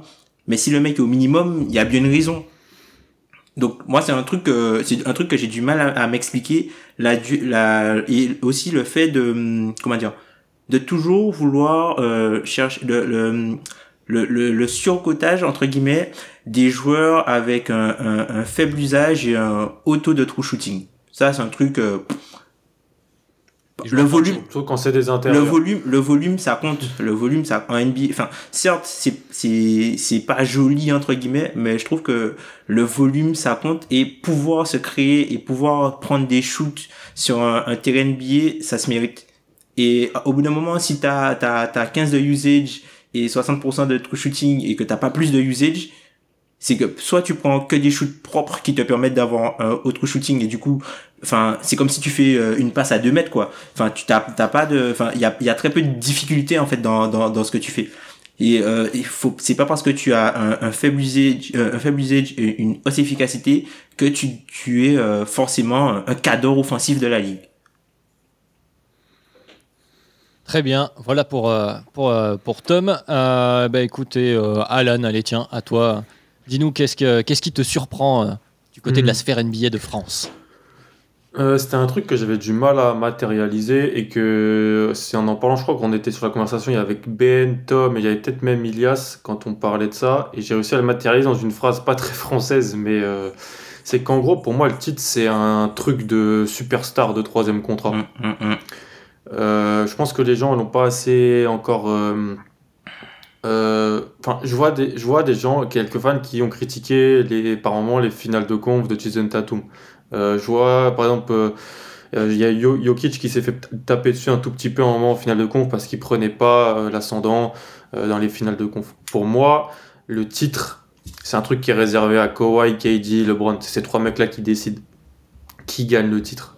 C'est entre ces 3 mecs-là, et j'ai l'impression que c'est pas encore que des gens pensent que peut-être que une jeune équipe, une équipe menée par un joueur très fort, un joueur très fort, mais peut-être dans son fin de contrat rookie ou début de deuxième, mais même je mets même le 2e contrat, moi. Pour moi, c'est cette année le titre. Pour moi, c'est entre les Lakers, les Nets, les Clippers et peut-être Milwaukee. Mais je vois pas d'autres équipes, malheureusement, qui peuvent se mêler à cette course-là. Et donc, en fait, j'ai l'impression qu'avant chaque début de saison, il y a peut-être trop de prétendants, trop des gens peut-être voir des prétendants trop différents, alors que pour moi, le cercle il est super restreint, parce que le titre, c'est un truc qui se gagne quand t'es une superstar et que t'as plus de 8 ans dans la ligue. Donc, c'est un truc qui me surprend un peu. Je parle de Tatum parce que j'ai vu des gens, mais Tatum était dans sa 3e année, il n'aurait jamais battu LeBron en finale, c'est pas possible. C'est une anomalie. Donc, si tu arrives à ça. Alan, un peu en guerre contre le romantisme dans la NBA en ce moment, très, très pragmatique. Mais tu vas pas se faire que des potes à Et ça, je le suis devenu, ça pour répondre à la première question, je le suis devenu aussi grâce en analysant, en parlant avec Ben, pas beaucoup, avec Tom aussi, avec Pierre aussi, parce que quand Durant a quitté OKC et tout ça, mais on a réfléchi sur tous ces sujets-là. Qu'est-ce que ça veut dire gagner un titre? Quand est-ce qu'on gagne un titre? À quelle période d'une carrière on peut vraiment aller gagner un titre? Et ça m'a fait évoluer. C'est quelque chose qui me surprend encore dans la. Tu vois, on parlait. Embiid, je suis pas le plus grand fan d'Embiid. Embiid s'était fait un peu taper dessus quand ils sortent avec les Sixers, mais tout avait été bien fait pour les Sixers. Ils sortent, mais voilà, c'est pas encore le temps de jouer à l'Embiid. Les timelines, les contextes, tout ça, c'est hyper important, je trouve. Ouais. Non, mais je suis d'accord avec toi, mais je rajouterais juste, moi, dans ce sphère-là, je te donne la parole, Ben, après, je t'ai vu, on juge beaucoup les carrières sur les titres. C'est un sujet qui revient régulièrement. On en parle beaucoup de juger certaines carrières sur des titres. Et effectivement, les timelines, elles sont pas si grandes que ça pour les joueurs majeurs, parce que là, on parle des joueurs majeurs de NBA. Et effectivement, il y a souvent, il y a peu d'élus en fait au final. Donc c'est pas une honte de pas aller au bout pour tout le monde. Voilà, c'est juste la petite nuance que je voulais amener. Ben, je t'en prie. Non, c'est juste par rapport à ce qu'a dit Alan une analyse à laquelle je souscris. Le plus gros bad buzz, on va dire, notre plus gros bad buzz de 2020, c'est quand on dit en gros, je sors, c'était un peu un test grandeur nature, on va être honnête, je sors une phrase pour dire en gros que j'avais dit dans un podcast, la même qu'Alan en fait, le titre, première option, c'est Durant, Kawhi, LeBron. Gros bad buzz, les gens disent, vous dites n'importe quoi, bref, c'est Twitter, tu peux pas discuter, et à l'image de Twitter, comme d'habitude, on balance l'épisode quelques jours après, on n'a pas vu une seule réponse en fait. Il n'y a pas d'arguments structurés qui peuvent nous montrer, on nous dit vous lisez juste les MVP des finales. Alors déjà, c'est quand même un petit peu petit peu marquant que les mecs se partagent les MVP des finales depuis 10 piges, peut-être. Vous pouvez peut-être comprendre un truc. Et autrement, enfin, il n'y a pas d'arguments structurés qui peuvent te prouver le contraire, en fait. Comme quoi, ces mecs-là ne se partagent pas le titre. Donc, c'est un peu ça, ouais. Très bien, très bien. Je vais donner la main à Ilias, que je vois commence à avoir la main sur le côté de la joue, là. Vas-y, enchante-nous. Qu'est-ce qui te surprend ? Ça concernerait la frange un peu des anciens à laquelle j'appartiens sur Twitter, et cette espèce en fait de conservatisme de mecs en fait qui veulent toujours pas évoluer avec le jeu et le sport qui suivent maintenant depuis presque 30 ans. C'est-à-dire que dans leur opinion, ils ont beau consommer du basket au quotidien, toujours suivre leurs équipes, ils restent persuadés que le jeu des années 90 ou 2000 c'est quelque chose de supérieur au jeu actuel. Tout simplement parce qu'il y avait cette espèce d'intensité qui s'invente autour du jeu de ces années-là. C'est pas que le jeu était plus physique, c'est juste qu'il était peut-être un peu plus permissif. Mais en termes d'intensité, ce qu'on a aujourd'hui, c'est très très violent. En ce moment, c'est pas forcément le cas. On n'est pas trop dans l'actu de l'intensité. Quand on voit certaines équipes jouer, c'est pas trop le cas. On a une année particulière. Voilà, c'est ça. Et bien souvent, en fait, le terme qui revient chez ces gens-là, c'est « Oh, mais regarde les Warriors, regarde les Bucks, regarde les Rockets, ça fait que shooter à 3 points. » Comme si, en fait, le fait d'avoir des pluies diluviennes de bombardements à 3 points, comme on en a eu la veille lors du Milwaukee-Miami, où Milwaukee a battu le record NBA avec 29 tirs à 3 points, comme si, en fait, le fait de retourner en arrière et de voir, en fait, des jeux au poste de Mutombo qui tape des hook-shots, c'était quelque chose de plus spectaculaire. Donc, non, enfin, je pense qu'il y a une espèce de romantisme qui s'est installé, et je pense qu'à l'image des superstars, on a commencé en fait à se porter un peu trop garant d'une certaine époque, de certains joueurs, de la legacy de certains, et voilà. Donc je vais pas m'épancher en prenant des cas particuliers, sinon là c'est clair que ça va être Hiroshima sur Twitter. J'ai vu que ça veut réagir à droite, à gauche. Vas-y, Alan, je t'en prie, commence. Non, je veux juste faire rapidement, mais ça c'est un truc dans l'histoire. C'est toujours mieux avant, de toute façon. Ouais. Les Romains, c'était toujours mieux avant, 30 ans avant. C'est toujours mieux avant. Donc, de toute façon, on peut rien faire avec ça. Et surtout, moi, sur l'intensité, oui, les gens critiquent beaucoup des fois la saison régulière, et ils mettent en avant en exergue les playoffs des années 90. Je suis pas persuadé, je suis pas sûr que tous ces gens aient vu tous les matchs de saison régulière des années 90. Il y avait sûrement aussi des matchs avec pas d'intensité, mais on aime toujours mettre en avant quand il y avait l'intensité. Juste une question piège. Attends, Ilias, il y a Badian qui voulait réagir, mais j'ai une question piège pour toi, Ilias, comme ça tu peux rebondir. Est-ce que le rap c'était mieux avant ? Ah, ça c'est sûr. Et le pire, c'est que ça se discute pas. Donc en gros, il y a même pas de débat à poser ou de conversation à lancer. C'est sûr que non. Je vois ta tête, Ben. Commence pas. Après, autre chose. Concernant ce qu'on était en train de dire. D'ailleurs, vous remarquerez que la mécanique des personnes qui pensent que c'était mieux avant concernant le physique, l'intensité, c'est que pour t'imager la chose et pour te prouver que c'était plus physique et plus rugueux avant, ils te balancent des images de baston.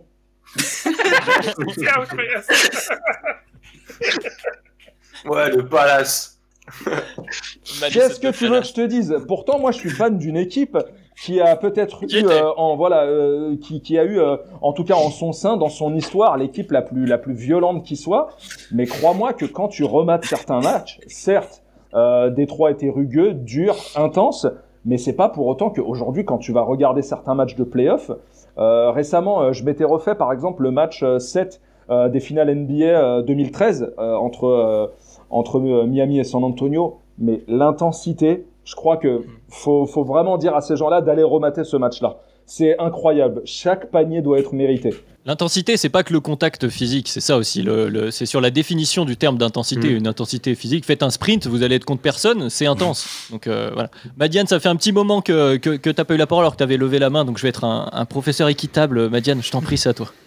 Non, mais c'est une affaire de souvenirs aussi. C'est-à-dire que on regarde toute une saison. Honnêtement, le vieux Knicks Bulls, je vais pas m'en souvenir. Par contre, le match qui aura été cool, genre le OKC Warriors d'il y a quelques années, bah ouais, je vais m'en souvenir. Et forcément, en fait, quand on vieillit, quand on grandit, on garde que les meilleurs souvenirs parce que ce qui est nul, en fait, on a complètement oublié que c'était nul. Mais si tu te retapes 82 matchs de la saison 89-90, à mon avis, il doit y avoir 2 sacrées purges là-dedans. Ouais, c'est sûr. Après, pour nuancer un peu le côté, tu sais, sur les 3 points que tu évoquais, Elias, les 3 points face au hookshot de Dikembe Mutombo, c'est vrai que le jeu au poste, il divise. On va dire que c'est quelque chose qui n'existe presque plus dans la NBA moderne, pour plein de raisons qui se justifient totalement d'un point de vue statistique, mais qui manque à certains, puisqu'il y a une certaine esthétique, une certaine technicité au jeu au poste. Comme pour les coachs. Comme pour les coachs. Les coachs et le jeu au poste. Personnellement, moi j'estime par exemple que Hakeem Olajuwon, bien qu'il soit un poste 5, est un des plus beaux joueurs de l'histoire à regarder jouer. C'est-à-dire que quand tu fais la combinaison taille, poids et capacité athlétique, ce qu'il était capable de faire sur un terrain, franchement, c'est du jamais vu et je me demande si on le reverra un jour. C'était un autre temps, mais moi ce que j'aime pas, c'est justement qu'on mette en opposition les époques, sachant que c'est pas du tout pareil. Et malheureusement, on a commencé à avoir certains ayatollahs qui étaient prêts à te dire que par exemple LeBron il met pas 20 points dans les années 90. Ou par exemple, Dominic Wilkins de sa propre bouche a dit qu'il tournerait à 35 points ou 40 points par match s'il revenait à notre époque. Oui, non, mais les anciens joueurs et leur point de vue sur leur propre époque, c'est encore autre chose. Mais je pense qu'on les bras d'en tombent. Le problème, c'est que Wilkins, c'est l'idole de certains fans de cette époque. Et eux vont se baser là-dessus pour pouvoir étayer leurs propos. Donc, faut qu'ils arrêtent. Voilà, c'est la conclusion pour ce point-là. C'est vrai qu'on s'étend, on va dépasser un peu le chrono. C'est le dernier podcast de l'année, forcément. Ben, je t'en prie, je t'avais vu il y a quelques Ah non, parce qu'en fait, j'ai pas pu dire le mien, c'est pour ça. Bah oui, non, mais c'est pour ça. Mais je crois que. Et Madiane non plus. Madiane non plus. Hein. Ouais. Voilà, non, c'est juste. Donc, par rapport à ça, je veux juste. Parce que bon, comme. On l'a dit au début, on peut pas dire tout ce qu'on a travaillé. J'avais travaillé pas mal de trucs sur l'évolution dans l'histoire de la NBA et les joueurs n'ont jamais été aussi, entre guillemets, petits depuis les années 80. Ils ont jamais été aussi légers et avec aussi peu de masse graisseuse, en fait. Donc, l'argument, ce sont des athlètes, d'un point de vue athlétique, purement athlétique, qui ont jamais été aussi forts. Ça, c'est un fait, en fait. Ça, c'est pas démontable. Enfin, ils sont, et ensuite, pour rebondir par rapport à ce qui a été dit, moi, ce qui m'étonne le plus, en fait, c'est le romantisme.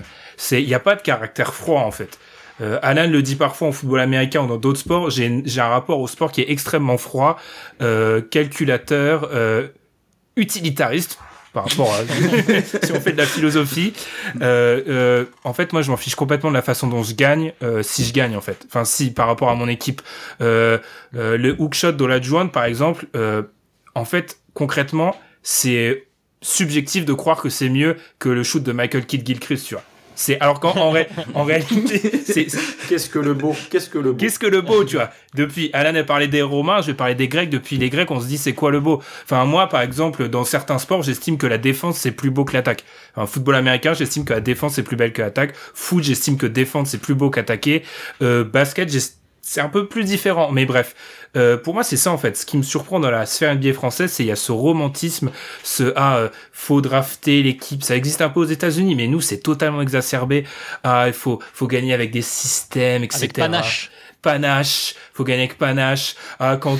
Quand LeBron et Kyrie mettent 40, c'est pas bien, faudrait faire des systèmes. Non, ils ont mis 40 pions chacun en finale NBA. Je m'en fiche complètement. Ils ont gagné le match. Donc, ce romantisme, moi, ça me donne. Il faut gagner le match, hein, parce que si tu mets 40 chacun et que tu perds, ça devient compliqué. Mais franchement, cet attachement à la manière qui est totalement exacerbé, moi, ça m'énerve. Après, moi, je vais défendre les romantiques un peu du point de vue des fans, puis c'est aussi pour ça qu'on aime un peu le sport, c'est aussi pour les histoires et puis un certain romantisme. J'aime que gagner. Et après, oui, mais tu aimes gagner, mais je vais te réattaquer frontalement, mais tu aimes gagner, mais tu ne supportes personne. Donc forcément. Oui, mais tu vois, d'où mon argument, dans d'autres sports, je vais l'avouer, je suis supporter de Marseille, je suis un des rares supporters de Marseille. L'époque Bielsa, moi, je regarde les résultats, en fait. Enfin, concrètement, l'époque Bielsa, elle a fait rêver les mecs de Marseille. Madiane, il tourne la tête. Rudy Garcia à Bielsa. Je regarde le résultat, en fait. Moi, je suis extrêmement, je le dis.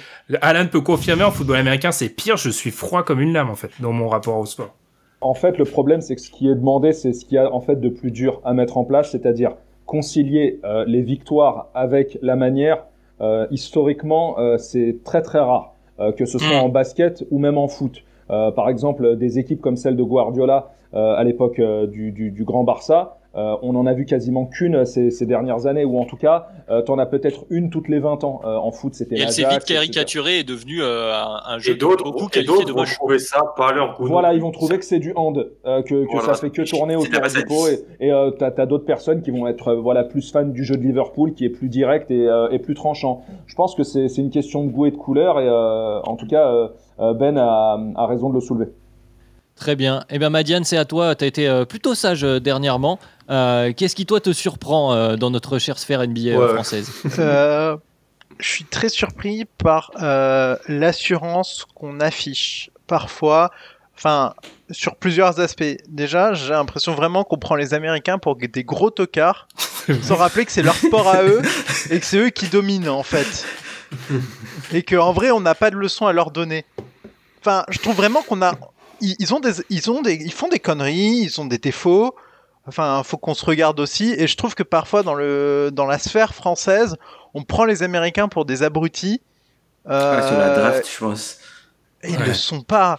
Ils le sont pas. Moi, je me souviens d'un truc. C'était Frank Ntilikina est drafté et ils affichent en statistique bust potential 53%.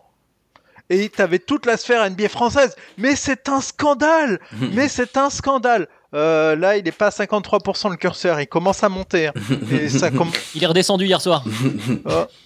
Non, mais enfin voilà, il y a des choses et il y a un truc qui est important et c'est Ben a évoqué Tyronn Lue. Il y a ce qu'on appelle les espèces de maîtres à penser. Il y a un mec qui a dit un jour que Tyronn Lue était un tocard. Il y a tout le monde qui le répète. Il y a personne qui dit pourquoi. C'est moi qui ai dit ça. Je ne crois pas que tu es celui qui a influencé toute la sphère française de la NBA, mais par exemple Tyronn Lue a une image désastreuse en France comparée aux États-Unis. Il y a des faciès sur Tyronn Lue aussi avec mais le même où il a une tête un peu ahurie. Mais je comprends pas ce qu'il leur a fait. Et ils le prennent pour un pimpin. Le gars, il est champion NBA avec les Cavs et les gens le prennent pour un pimpin. C'est incroyable. Enfin, il y a le délire Iverson. Ouais, non, mais je sais pas. Il y a aussi ce qui s'est passé avec même, Blatt. Il y a aussi ce qui s'est passé avec Blatt juste avant où Blatt c'était il vraiment. venait d'Europe, donc voilà, il venait d'Europe, tu vois. Mais ça en fait pas pour autant un tocard fini. Et je pense qu'il faut quand même mesurer un peu. Et il passe pour un tocard. Et c'est juste parce que quelqu'un l'a dit. Et je trouve qu'il y a parfois des choses, des takes, des phrases, des mecs qui se tapent des réputations dans la sphère française de la NBA qui le méritent pas forcément, juste parce que il y a quelqu'un qui l'a dit, et puis du coup, c'est ce que disait Étienne Klein, c'est l'ultra-crépidarnianisme, c'est je mesure pas mon incompétence vis-à-vis d'un sujet, le maître l'a dit, donc je répète ce qu'il a dit sans exercer mon esprit critique sur ce qu'il vient de dire. Enfin, il y a quand même beaucoup de choses de ce type, et ça concerne pas que la NBA, mais sur la NBA, il y a quand même pas mal de choses très bizarres en termes d'opinion en France, et quand tu passes de l'autre côté Atlantique, de l'autre côté de l'Atlantique, tu vois qu'il y a certains trucs en France où, enfin, on est chelou, hein. Sur certaines opinions. Chez eux. Mais Alan, je t'ai vu lever la main, tu voulais réagir au milieu. Ouais, et juste sur ça, sur Lou en plus, vu qu'il a été coaché, vu qu'il a coaché LeBron et que après, il n'a pas coaché une équipe mauvaise sans LeBron et qu'il l'a fait réussir comme Spoelstra, il aura jamais le biais du mais il peut réussir sans LeBron parce que là, qu'est-ce qui se passe si les Clippers gagnent? Ça sera pas Lou. Non, c'est Kawhi et Paul George. Ouais. Tu vois, ça sera ça.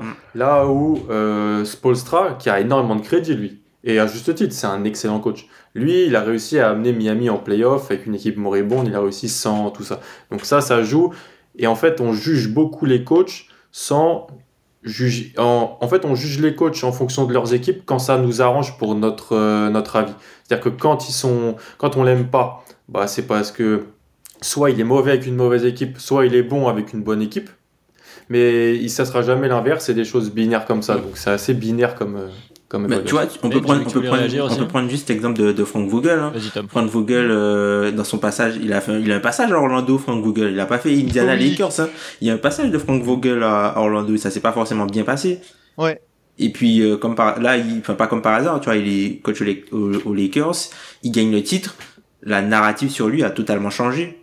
Quand tu prends ce qui s'est dit. Ouais, mais les gens disent que c'est LeBron. Oui, c'est ça, ça n'a pas changé et sur Vogel. Hein. Vogel, on pense que c'est un gestionnaire, en fait. Alors qu'il a pas imposé tant des que idées ça, extrêmement hein. intéressantes. Je pense que Vogel, il a plus de crédit pour ce qu'il a fait à Indiana plutôt que son titre aux Lakers. Alors que Vogel, quand tu regardes les analyses, c'est pour ça que je levais la main, quand tu regardes les analyses statistiques, Vogel, c'est un des mecs qui fait le plus surperformer ses équipes à travers l'histoire. Genre, récemment, il est dans le top. Genre, plus que Stevens ou Spoelstra, tu vois, statistiquement. Alors que personne parle de Vogel dans ces termes-là. Ouais.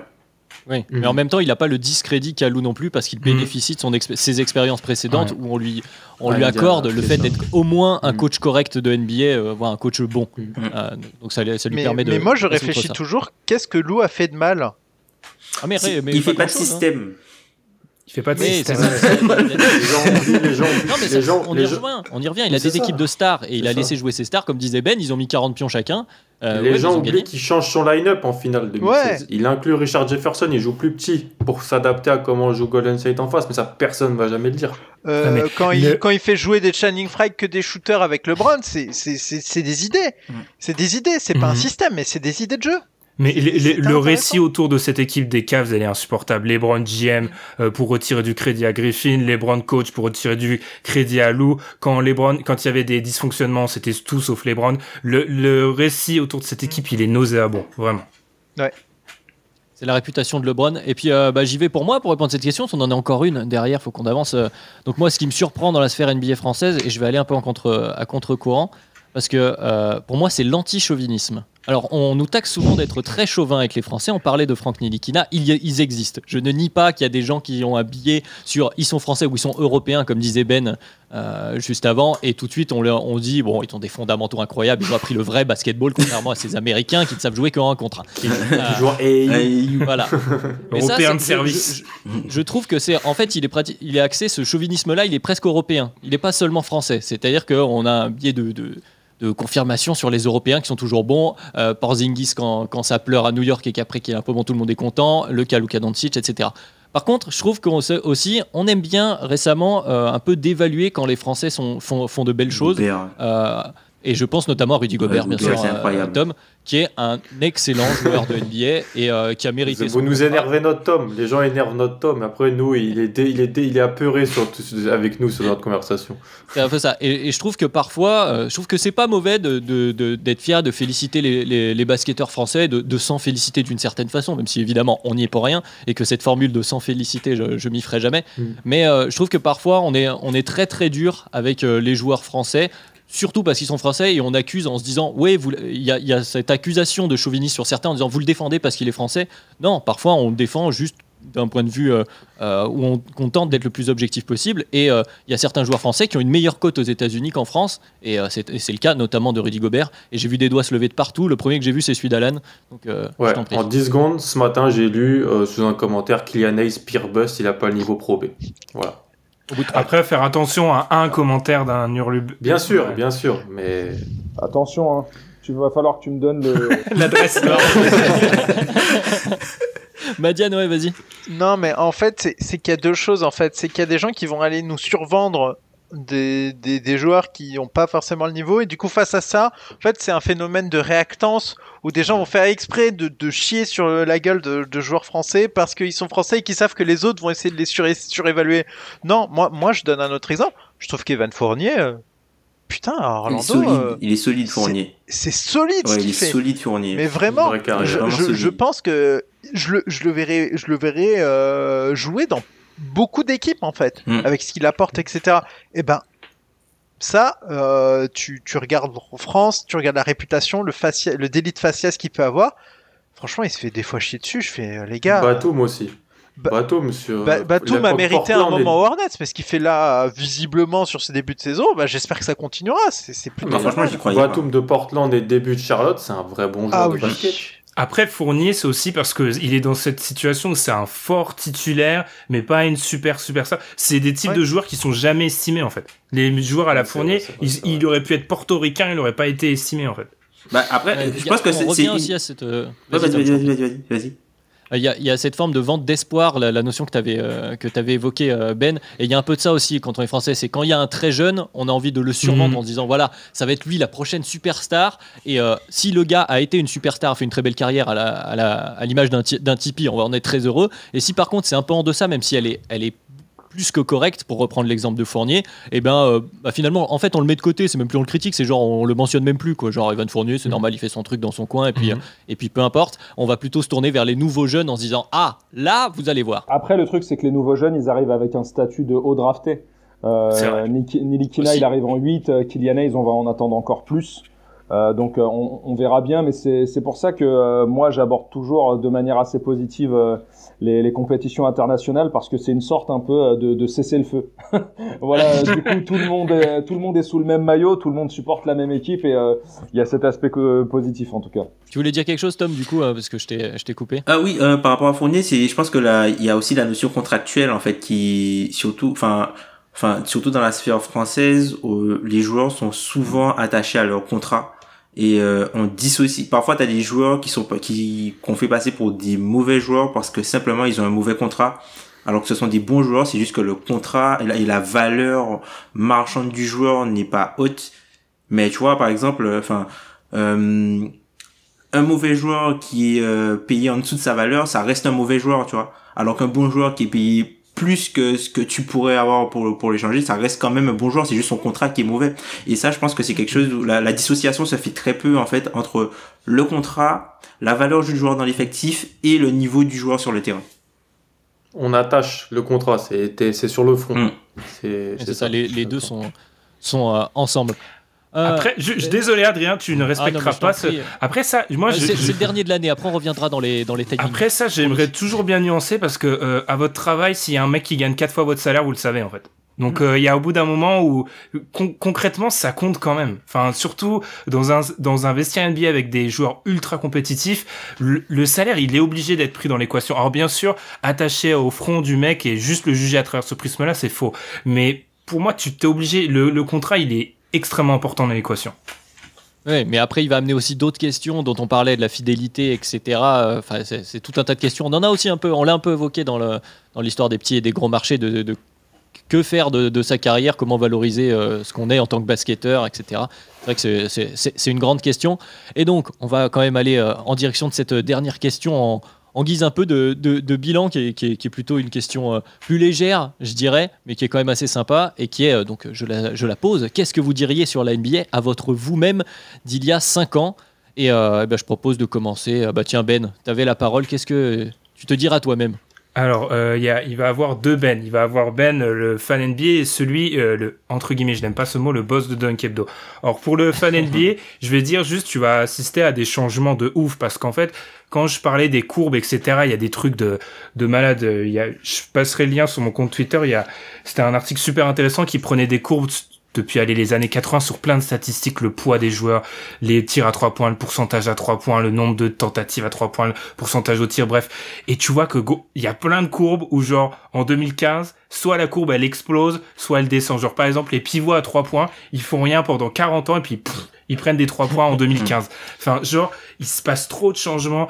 Il y a un double phénomène super intéressant, c'est que les joueurs n'ont jamais été aussi petits depuis les années 80. Par contre, les meneurs n'ont jamais été aussi grands de toute l'histoire de la NBA, en fait. Donc on voit qu'on a ce resserrement autour des mecs à 2 mètres et quelques. Et je trouve ça, c'est des changements qui sont palpables. Le tir à 3 points, c'est palpable. Enfin, en quelques années, on voit bien, on regarde les finales 2012 et les finales 2020, on voit que c'est pratiquement plus le même sport. Donc, je trouve que ça, c'est vraiment important. Puis au moins d'il y a 5 ans, vu qu'on était fin 2015 et qu'on pensait au podcast, j'aurais dit, prépare-toi, Ben, le podcast, c'est pas seulement s'enregistrer, c'est aussi devenir un espèce de manager, devenir aussi un étudiant d'école de commerce, parce que on révèle pas tout, mais on a eu des propositions ces dernières semaines et tu dois réfléchir à des trucs qui sont pas juste je me pose, je parle de basket et je sors une émission en fait. Donc du coup, c'est ça. Mais clairement, juste prépare-toi, tu vas voir des vrais changements. Et Dwight va gagner un titre. En plus, encore effectivement. Non, mais il en a gagné un. Il aurait dit à son lui d'il y a 5 ans que Dwight allait gagner cette année. Donc, je vais poser la question maintenant à Ilias, qui a peut-être plus de recul. Qu'est-ce que tu aurais dit à ton toi d'il y a 5 ans? Qu'est-ce que tu as vu comme changement que tu aurais aimé t'annoncer? Je lui dirais supporte une autre équipe.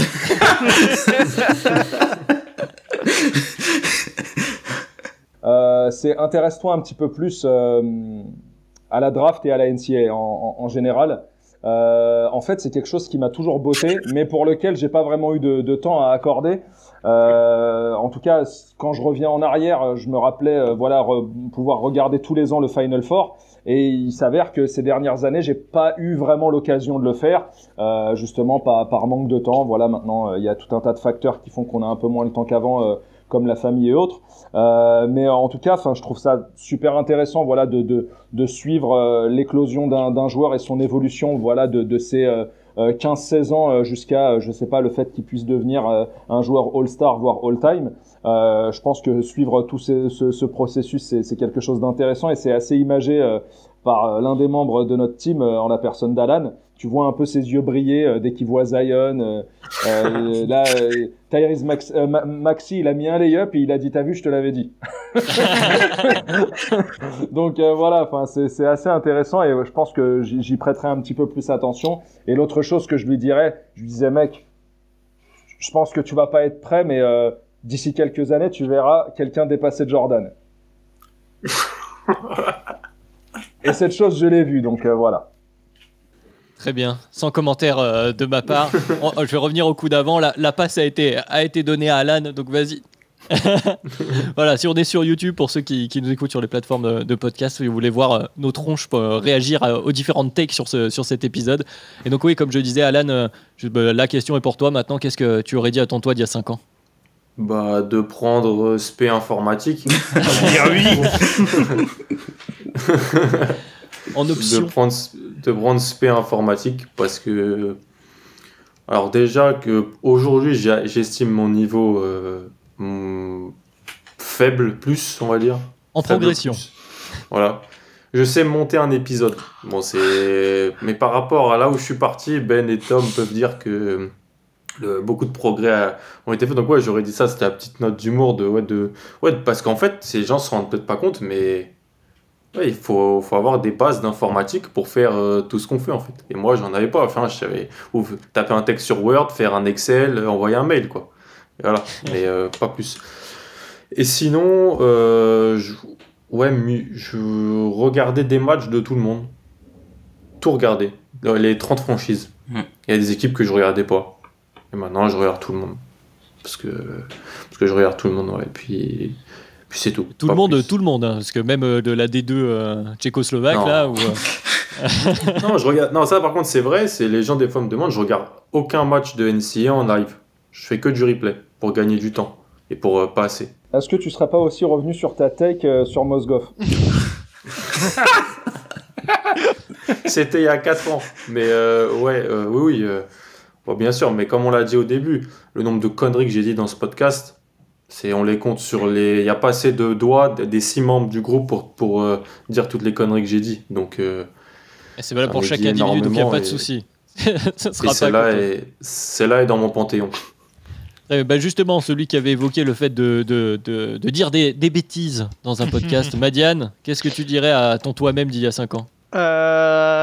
En fait, à ce moment-là, je me lançais à fond dans la NBA et je commençais vraiment à vouloir regarder tous les matchs, tout analyser, etc.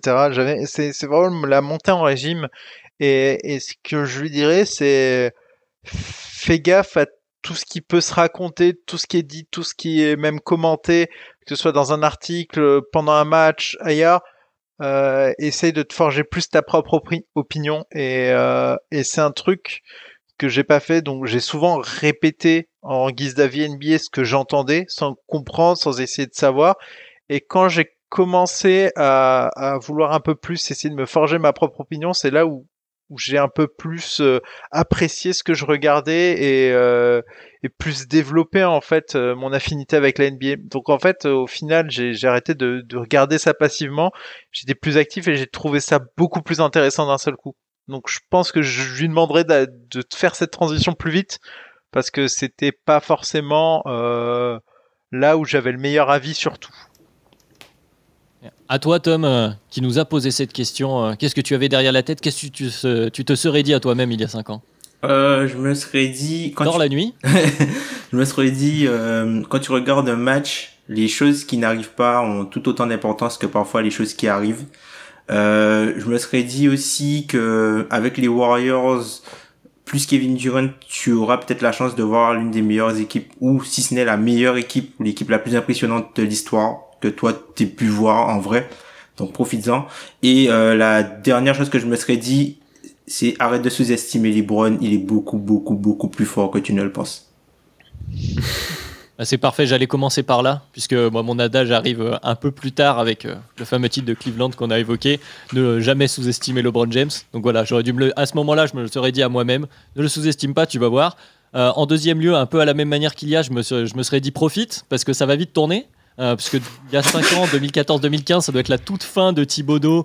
Derrick Rose qui est déjà blessé, mais il y a encore Joakim Noah, Taj Gibson, enfin le cœur de cette équipe des Bulls qu'on aimait bien, et puis que depuis c'est un peu plus compliqué. Et puis plus sur l'aspect du podcast, il y a ce côté-là. Moi, il y a 5 ans, je travaillais dans le jeu vidéo à ce moment-là. Et puis c'est des choses, au-delà aussi, j'ai changé également de travail, donc je travaille à la radio, on l'avait évoqué dans l'épisode 200. Et voilà, tu ne peux parler à d'autres personnes que juste tes potes et les emmerder parce que tes sujets, c'est pas forcément quelque chose qui les intéresse, et trouver des gens qui vont pouvoir échanger avec toi. Donc voilà, n'aie pas peur, les gens sont plutôt accueillants, donc voilà, je me serais dit toutes ces choses-là. C'est ça en vrai. En fait, non, vous me faites réfléchir, il y a 5 ans, on m'aurait dit Benjamin ou Ben, de façon plus naturelle. Il y a des gens, on va pas donner les chiffres, mais il y a un certain nombre de personnes qui vont genre t'écouter parler NBA avec des énergumènes toutes les semaines. Enfin, franchement, c'est inimaginable. Enfin, ça reste toujours inimaginable et incompréhensible pour moi que des gens allument leur portable sur Spotify, Apple Podcast, bref, et nous écoutent parler basket parce qu'ils pensent que ça apporte quelque chose. C'est toujours un truc que j'arrive pas dans leur quotidien. Ouais, j'arrive pas à calibrer 4 ans après. Hein. Ça, c'est extrêmement compliqué pour moi. Incroyable, hein. Ils nous donnent de leur temps. C'est ça. Merci. C'est qui... l'épisode de fin d'année, il y a toujours une partie un petit peu violon. Voilà. Oui, forcément. En plus, c'est un épisode introspection concocté par Tom notamment. Donc voilà. Donc comme tu disais, Ben, on remercie évidemment tout le monde de nous avoir suivis tout au long de cette année, d'avoir une nouvelle fois en plus propulsé Dunk Hebdo en tête de la catégorie basket sur Apple Podcast. On est aussi disponible. Voilà, Ben, on est en 2020, c'est quoi ça? Qu'est-ce que c'est que ça? Si vous voulez découvrir ce qui fait rire Tom, il faudra aller voir sur YouTube. On est aussi disponible sur YouTube, et on a aussi lancé la vidéo cette année. On est aussi sur Twitter également, avec des takes qui vont nous valoir de nouveaux amis. On sera ravis aussi d'accueillir les nouveaux auditeurs, puisque avec un peu de chance, on a de nouvelles personnes qui vont arriver. On en parlait dans le dernier épisode avec cette saison donc qui commence un peu en décalé. Merci à vous, messieurs. Je ne sais pas si Ben aussi tu veux ajouter quelque chose vu que c'est l'épisode violent de fin d'année. Non, merci à tous. Ça a été une année un peu, je pense, charnière. En fait, je dis ça tous les ans. Hein. Je suis un peu un homme politique. C'est un peu les vœux. Faut dire tous les ans que c'était une année charnière. Non, ça. C'est l'université d'été. Ouais, c'est ça. Non, en vrai, ça a vraiment été une année charnière. On l'a commencé. J'étais à moitié là, pas trop là, donc ça m'a permis de prendre pas mal de recul. On vous l'a dit ces dernières semaines, il s'est passé des trucs. Enfin bref, pas mal de réflexions vis-à-vis du podcast. Mais ce qui est bien, c'est de voir que les gens sont toujours fidèles, qu'on gratte petit à petit des auditeurs. Qu'il y a toujours des commentaires bienveillants, il y a toujours, enfin bref, il y a de la vie, donc voilà, on tient juste à vous remercier toutes les personnes qui sont là. Alors je vais le dire dans l'ordre alphabétique, mais j'ai peur, je connais mal mon ordre alphabétique. On va donc dire merci à Adrien, Alan, Ilias, Madiane et Tom pour l'investissement, et puis voilà, tout simplement. Très bien, je vais Ilias, que tu levais le doigt. Moi, je voudrais ajouter une dernière petite chose. J'ai pas forcément de nom ou de hashtag, ou de personnes en particulier, c'est plus général. Je voulais justement passer un big up à nos auditeurs qui ont aussi tendance à nous suivre sur Twitter et qui sont capables par moment de nous mentionner certaines takes, certaines interventions d'épisodes d'il y a 6 mois en arrière. Ça prouve ça dénote un peu d'une certaine fidélité, et ça fait toujours plaisir à lire et en plus, que les critiques soient positives ou négatives, on les prend. Enfin, tant que c'est bienveillant, comme vous avez pu le dire avant, nous on est preneurs, et en tout cas ça fait plaisir. Donc un big up à tous ceux qui nous écoutent. Très bien, c'est un joli mot de conclusion. On a perdu Alan en vision. Dans le nom, c'était Herbina Hick. Il aurait vraiment dû investir sur l'informatique. Il y a 5 ans. Voilà. Exactement. Voilà, la conclusion est parfaite. Instagram en train de parler avec quelqu'un. On fera pas mieux pour conclusion. On va couper ici. Voilà. De toute façon, plus rien à ajouter. Merci beaucoup les gars. Merci à vous. Merci aux auditeurs. Et puis on se donne rendez-vous en 2021 pour la suite de cette saison un peu étrange en NBA. Salut. Salut.